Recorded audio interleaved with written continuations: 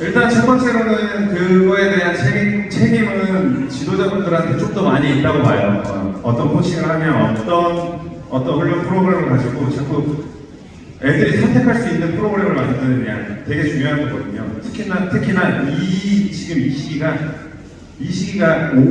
특히 뭐 5학년, 6학년 이 시기가 굉장히 중요해요. 그 마인드를 가지고 중학교에 가는 것과 이유가 뭐냐면 중학교에 간다고 해서 그 중학교 감독 코치님이 그러한 선택이라는 게 얼마나 중요한지 그리고 거기에 대해서 계속해서 소통을 하는지 사실 장담할 수 없거든요. 그래서 지금 여기에 와 있는 선수들이 훈련할 때는 어떻게 계속 이때는 논속으로 나가주면 더 좋고 그냥 이런 말조차도 그렇구나라는 게 10개 중에 애들한테는 진짜 한 두세 개만 꽂혀도 두세 개만 이해를 해도 애들이 성장하는 데 되게 중요해요. 근데 저희 같은 경우는 매일매일 훈련하잖아요.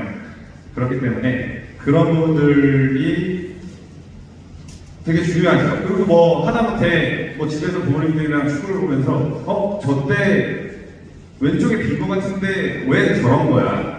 부모님들하고 하는 애들하고 대화하는 그런 것도 저는 되게 현명하다고 생각해요. 만약에 근데 왜 손흥민 선수는 왜 잘하는 거야? 뭐가 잘하는 거야? 계속 축구에 대한 생각을 자기가 생각해서 얘기할 수 있는 대화도 저는 굉장히 좋다고 생각을 해요. 부모님들하고는. 질문해봐.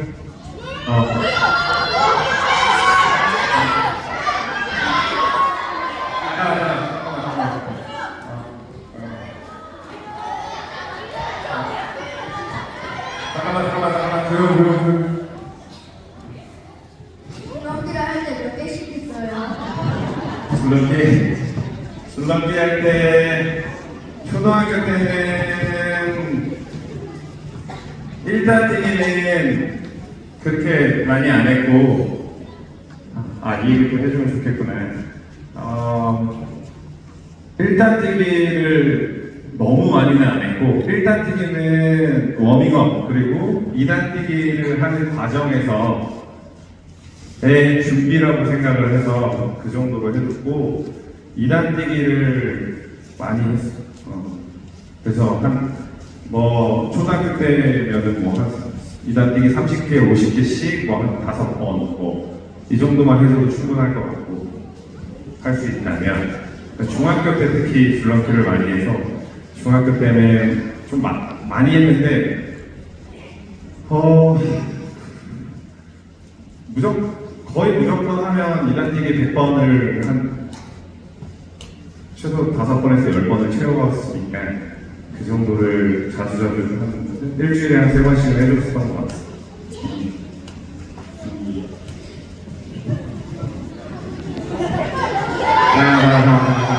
혹시 지도자분들 중에 혹시 진짜 궁금한 거 있으신 거 있으세요?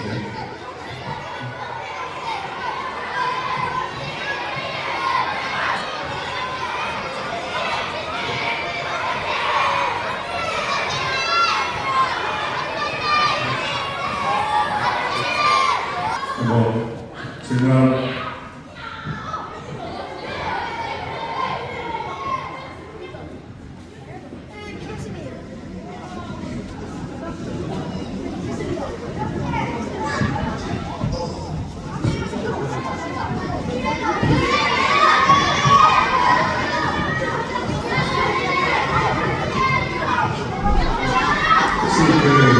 아이들한테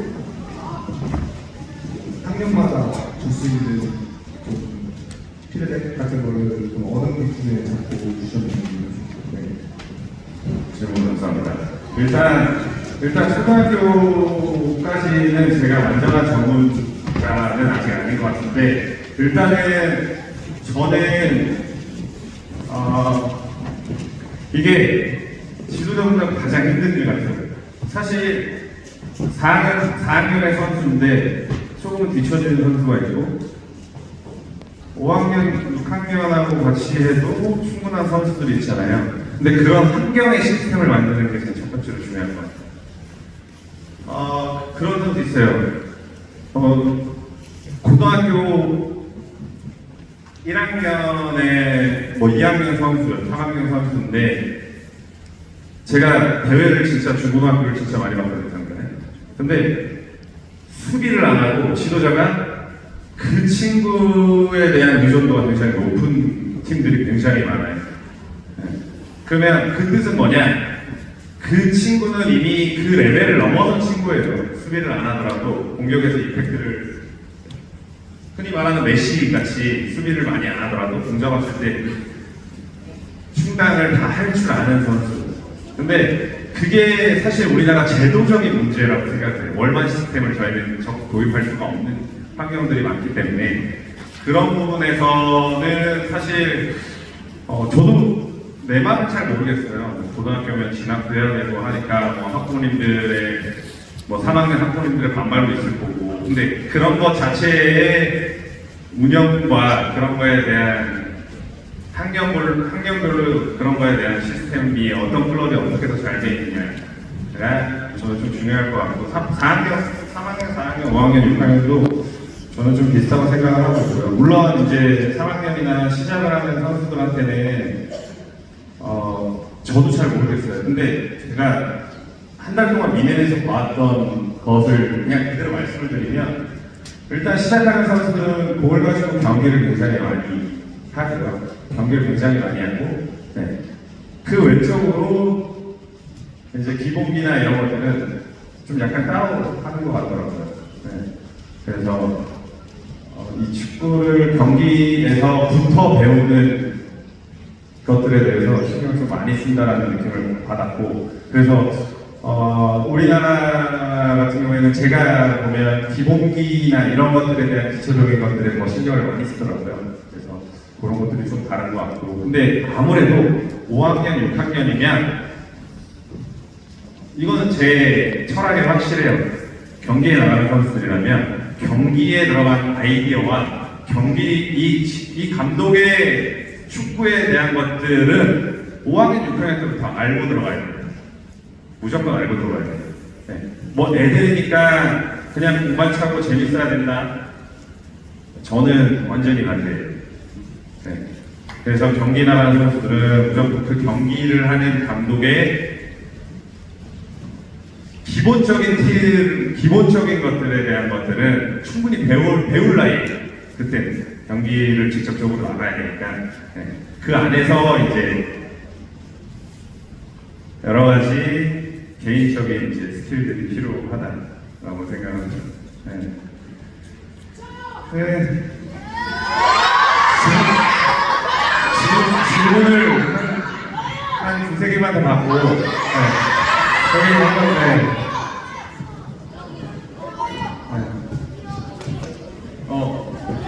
말씀하세요. 안녕하세요. 저는 이제 유소년 애들 이제 몇 년씩 운동하다 보니까 부상 당할 때도 그렇고 이제 커가는 이제 피지컬에 따라서 애들이 슬럼프가 오기도 하고 약간 정체기이 오잖아요. 그래서 그럴 때마다 아이들은 멘탈 관리를 어떻게 하면 좋은지 학부모들은 아이에게 어떻게 했으면 좋겠는지 그리고 선수님은 어떻게 멘탈 관리를 하셨는지 그런 거 궁금합니다.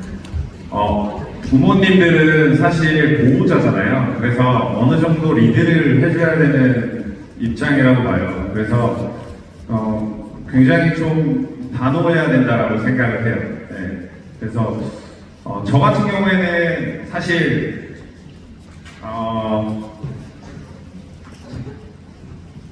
축구를 포기하지 않았던 이유 중에 하나도 어떻게 보면 부모님이 처음에는 축구를 안 시키셨어요. 거의 6개월을 안 시켜서 그래서 저는 사실 집을 나갔어요. 네. 초등학교 5학년 때 제가 시작했거든요. 5학년 5월 19일 날 처음으로 이제 전화를 가서 축구를 했는데 근데 뭐 외소하고라고 말씀하셨잖아요. 저는 초등학교 5학년 때 키가 143이었고요. 초등학교 졸업할 때 145, 6? 145, 6 정도 됐었고요. 중학교 때 좀 컸어요. 중학교 때 제가 입학했을 때는 146이었는데 졸업할 때는 170에 졸업을 했던 것 같아요. 170에. 근데 제가 중학교 때 진짜 줄넘기를 3년 동안 진짜 많이 했어요. 그리고 우유를 진짜 많이 먹었어요. 누가 우유를 먹으면 밥이랑 우유랑 말아 먹으면 키 큰다 그래가지고 저는 밥이랑 우유를 엄청 말아 먹었고, 그리고 밥 먹을 때 항상 우유를 같이 마셨어요.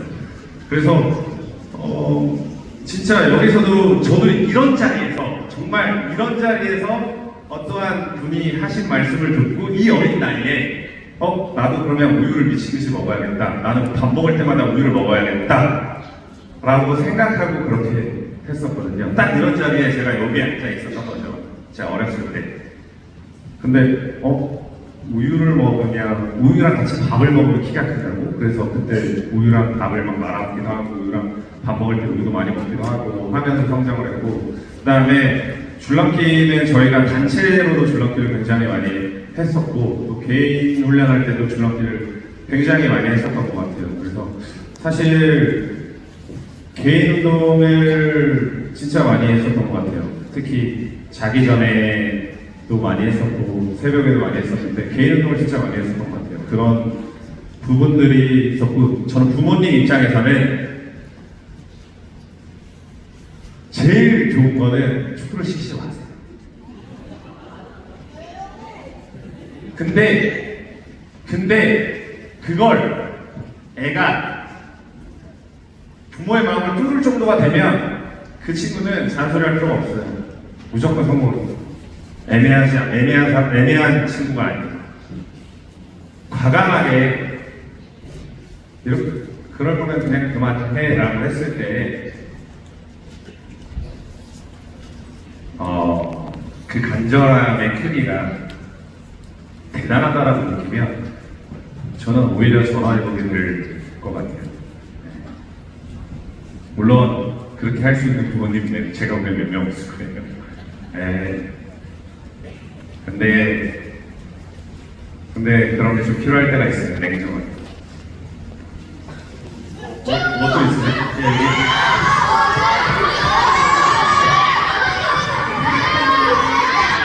잠깐만, 여기 어머님 하시고 여기 한번 할게, 알았지? 네. 저 제주 은퇴 경기 봤었는데 너무 재밌지 않았어요. 사실 다른 게 아니고 저희 아이들이 매일 훈련 한다고 하면 저희가 매일 이거는 하면 좋겠어라고 생각하는 훈련이 있다면 그거 좀 추천해 주시고, 부모님이 아이에게 이거는 꼭 해주시면 좋겠어요 라는 거가 있다면 그거 하나 조언해 주시면 감사드리겠습니다. 부모님이 뭐라 하셨죠? 부모가 아이에게 뭔가 해준다면 어떤 걸 해주면 좋다라는 조언을 해주시면 좋겠어요. 네. 메인 훈련은 여러분한테 해주시면 모빌리티 어렵지. 모빌리티. 네, 어렸을 때부터 모빌리티 훈련을 진짜 많이 해줘야 돼요. 예를 들어서 뭐 동적인 것도 되고, 이런 돌리는 것도 모빌리티야 이런 거 다. 그러니까 이런 것들을 진짜 간과하면 안 돼요, 여러분들. 그리고 누워서 옆으로도 돌려주고, 그다음에 버텨주면서 목을 들어주고 막 하는 모빌리티 훈련을 유튜브나 이런 데 많이 나와 있으니까, 티끌모아 태산이라고 모빌리티 훈련은 무조건 안 하면 안 할수록 손해예요. 부상이 진짜 많이 줄어들 거예요. 어렸을 때 습관나 운동하기 전에는.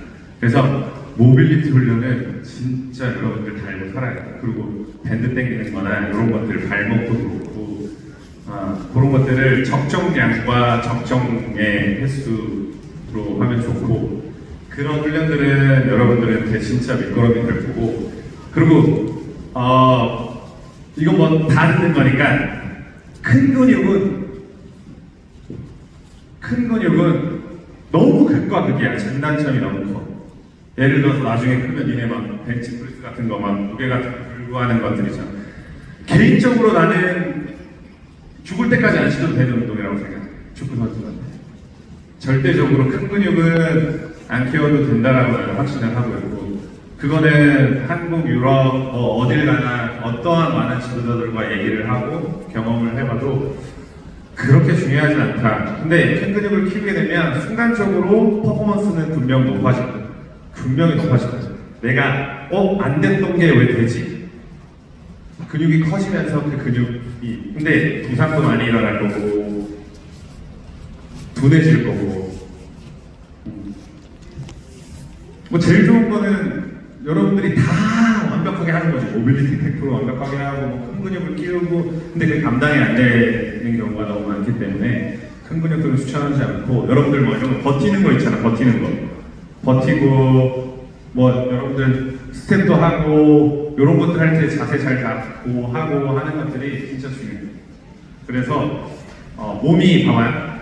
막 뛰어가다가 축구는 어떻게 돼? 이쪽으로 갔다가 뒤로 갔다가 앞으로 갔다 하죠.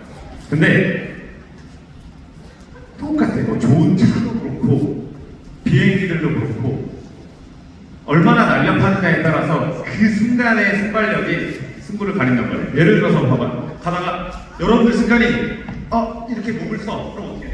다시 일어나야 돼. 그러면 그만큼 뒤처지는 거예요.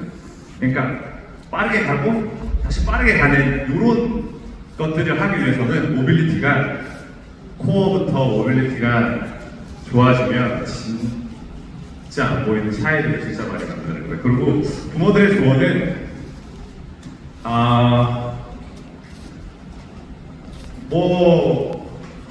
글쎄요. 뭐 민감한 얘기가 될 수 있겠는데,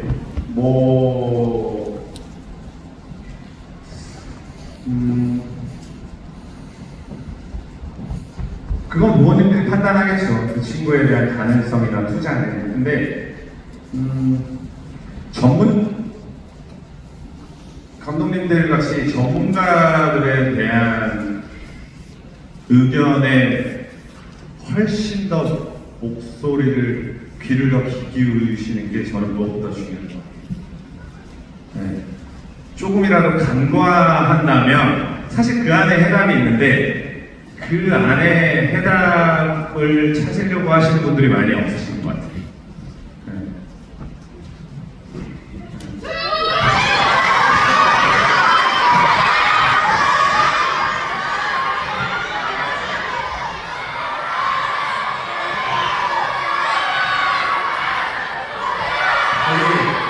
저기 맨 뒤에 일로 나와.